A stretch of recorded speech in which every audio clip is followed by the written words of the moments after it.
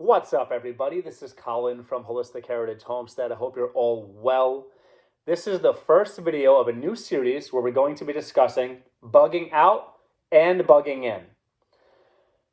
Hopefully, this will be thorough and we will cover everything you can think of, okay, when it comes to that. The pros and cons, the risks, the comparisons, what you will need, mindset. Again, the complete A through Z, okay? That's the game plan. So normally I do these things impromptu or by memory. I will have to probably peek at some notes here and do this, I guess that would be called extemporaneous, because I don't want to miss anything. This is such an important topic, folks, because if you know anything about this channel, this is a lifestyle channel. We discuss all kinds of things: gardening, livestock, family, philosophy, preparedness, okay? So there's a lot of things we cover, and this is something we strongly feel that everybody needs to think about and consider and to have plans in place, because you don't want to be reactionary. You kind of want to be proactive when it comes to this type of stuff. So the first three videos, I can tell you, are going to be bugging in versus bugging out and some details there, okay? Second one is going to be the basics and the general stuff, the overview of if you're going to bug out, a bug out bag, things to consider when it comes to a bug out bag, okay, which is one of these right here, all right? And the third video will start to get into actual items that you will want for sure in your bug out bag. And that's more details. And then we're going to get into perhaps some intermediate and advanced stuff, even though this is all technically advanced because fundamentals and your basics matter. Those are your building blocks, right? And we're also going to get into some bugging in, which is a topic that not a lot of people discuss for some strange reason. There seems to be a thing where it's like you pick a side. There's no picking a side. So getting right into it, folks, bugging in versus bugging out. You have to have plans for both. Yeah, because it depends on your scenario, depends on what's going on, depends on where you are, so many factors. The point is, in my opinion, my strong opinion of many, many years of researching this stuff, studying this stuff, enjoying history, seeing things that have happened, actually happened, how people have reacted to it, bugging out, I don't know. You want to bug in. You want to stay home. You want to stay in place. However, there are absolutely times where you will need to get up and go. So bugging out, what does bugging out mean? Bugging out means you leave your home usually, and you try to go somewhere safer. And in short, you're going to try to distance yourself from the threat. The threat could be disease. The threat could be violent crime. The threat could be groups of people going from house to house, robbing, stealing, pillaging, looting, whatever. The threat could be something worse, okay? Now, what you want to consider is, think of bugging out as a last resort. So do everything you can do to stay put. I guess that'd be called hunkering down, right? Set up shop, get ready, and put yourself in the safest position you can. Now, when would you bug out? Let's say there's a bomb threat. Let's say there is war, okay? I'm an American. I live in America. We have been blessed to not have war on our soil, okay? But you never know, okay? But in other countries where people have lived in war-torn societies, bugging out is an absolute necessity.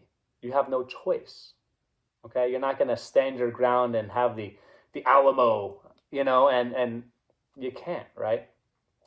You would bug out under circumstances where you cannot defend yourself properly because you're outnumbered or they have more tools than you have. Okay. Um, these are different scenarios, right? Escaping, again, worse things where if there's something that could hurt you, like a natural disaster that's incoming, a tsunami, or a tornado, you have to leave. You're not going to win. There's no being stubborn about this, folks. So you don't want to be dogmatic and say, I'm going to bug in no matter what happens, I'm bugging in. Okay, what happens when you can't? What happens if a nuclear bomb? What happens? What happens? What happens if 120 people, 200, 300, 400 people are coming down your street, coming for your stuff? You're going to defend yourself? You defend your property? I'm going to go with no. I'm going to go with no on that. So, folks, it's highly contextual. And that's the main point of this video is there's no right answer. The whole point of preparedness is you have backups for backups, right?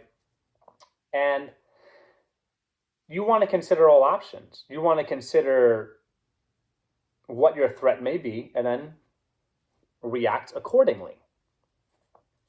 Don't be stuck in the mindset where you have to pick one or the other. You try to bug in. If something happens where you have no choice, you bug out. For sure. And something not a lot of people talk about is sometimes bugging out could be temporary. It could be a few hours. It could be a few days, it could be a few weeks, a few months, right? And bugging in means you're going to shelter in place. So obviously that's probably going to look like, depending upon your scenario, maybe boarding up some windows, some doors, perhaps setting up some perimeter security. I don't know, maybe traps or things. I don't know. Maybe securing your items that are out on your property and making them more safe so people cannot take them or break them, riots, whatever. You don't know. These are things you need to think about. But I want to encourage you to really, really consider the fact that bugging out is going to be tough. The ideal situation to bug out is to move from one home to another home. Okay? That could be a cabin. That could be another home somewhere. That could be a friends or family. Okay? That you've already, by the way, this is an important detail. People say, yeah, just go to your friends or family's houses. This has to be, number one, discussed and agreed upon that you're going to show up to Uncle Johnny's house during a horrible scenario and be welcome. That Uncle Johnny's cool with that. And that Uncle Johnny is not going to suddenly get nervous or change his mind because stressful scenarios, disaster scenarios, make people operate from emotional scarcity and make people very scared and very cautious, understandably. So if you think that you have friends you can rely on, that you're going to show up to their house or go to their house in a disaster scenario, I consider that personally very risky. Very, very risky. It's not that I'm a lone wolf, survivalist, or a prepper. I know we have to lean on one another and rely on one another, but these people that you're going to their homes, hopefully it's just your mom and dad or close family that you know will not turn you away. And that you have an agreement in further detail that says, okay, Uncle Johnny, if I show up, where can I sleep? Oh, I can't stay in the home, but I could stay in a tent on the property. Fine. What will you provide? What can we provide? What can we offer? What value can we bring to the table? Will we have to, depending on the scenario, give you labor and work in your fields? Will we have to just bring some goods, bring some food, bring some water? These are things that you need to consider and plan for. If you're bugging out, how are you getting there? Are you bugging out on foot? Are you bugging out in a vehicle? On a boat? You know, think about that. So what you need to do is have pre-planned paths, routes where you're going to go, and have obviously contingencies for that. Maybe a path or a route A, a B, and a C. Oh, there's a fire in A. We can't go there. There's wilderness fires, for example. Can't go through A, then you consider B and or C. Okay? Stash supplies on the way. If you're bugging out, have checkpoints or areas where you know you have some things. Obviously, only bury things or hide things if it's legal and if it's on someone's property that says you can, and all the things. Legal, agreed upon, be safe, be smart. But maybe you have some supplies along the way, okay? Where are you going? Are you moving from hopefully a high population center? If you live there, you're moving to a more rural area, okay? And if you're in a rural area, you want to stay rural because low population is way better in almost every scenario that I could think of when it comes to safety. So how are you going to get there? When are you going to travel? Are you going to travel during the light of day? When it's dark outside? Depending on the scenario, when are the most people going to be outside? Let's say there's a bomb threat and you live in, 5 boroughs, New York City, something like that. Or something bad is happening. You're not getting out. Okay, I'm from New York, I can tell you. The 5 boroughs, Long Island, not enough east-west roads. You're not getting out. You're stuck. So if you think you're going to hop in your vehicle and your bug-out plan is to just drive, how long will that take you? I'm jumping around and I'm meandering in my thought because these are things that you have to face. This is the reality of the situation. Now, for some reason, a lot of people with often with limited survivalist or primitive skill sets, okay, think they're going to jump into the wilderness or the woods and just survive off the land. That is, in my opinion, albeit it would be awesome, right, to just completely unplug, and it'd be awesome. That is probably the most risky, most difficult thing to do, and there is a very, very, very small percentage of the population that could probably go into the wilderness and survive. Have you taken classes? Have you tried it? Have you done the things? Okay. Bugging in, operational security. Have you become proficient in self-defense and using self-defense things? Or do you think you're going to pick up self-defense things and suddenly be like the movies you watch? I don't know. I'm just saying. Food for thought. Take notes on these videos, folks. It seems like a rant, and it seems like, but I'm discussing bullet points of things you have to sit down. Do I have my routes? Did I discuss with other friends and family that I can go there? What will I bring? What is the plan with that? This type of stuff has to be written down. Where am I going? When am I traveling? I recommend, if you are bugging out, consider the gray man idea. Blend in. Don't go super tactical. Don't get a camouflage bug out bag and all that. Black bag. You know? That's it. Dress normal. Dress casual. Dress like you blend in. You don't want to stand out. You don't want to draw attention to yourselves. If you're bugging out your vehicle, Got the big lifted truck with the shiny rims and all the stickers and this and that. Probably not a good idea. Blend in. Blend in. Folks, and I want to look at this because I don't want to miss anything for you. One of the last resorts and the last places you want to be is in the streets. A lot of people say they'll hit the streets. They'll live the urban life just like homeless people do.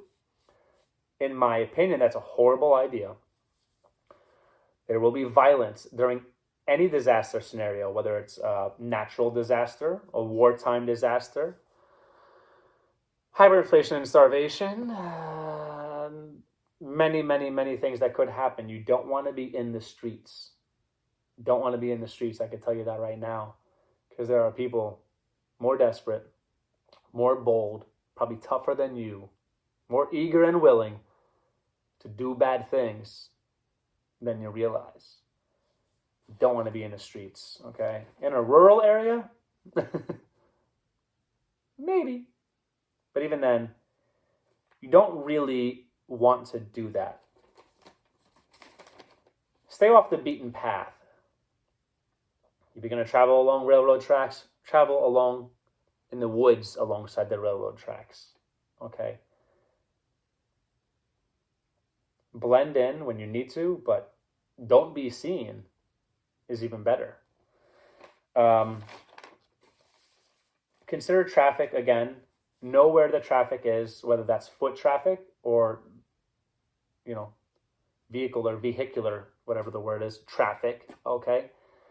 Know where that is. Know how to adapt with that.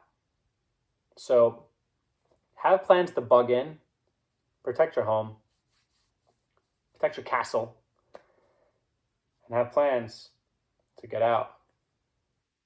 Because, folks, you never know. You never know. Again, wildfire, what are you doing about that? I'm going to bug in. Bad idea, okay? Tsunami, bad idea. I'm going to stay put. Bad idea, There's so many reasons, Troops heading towards your home.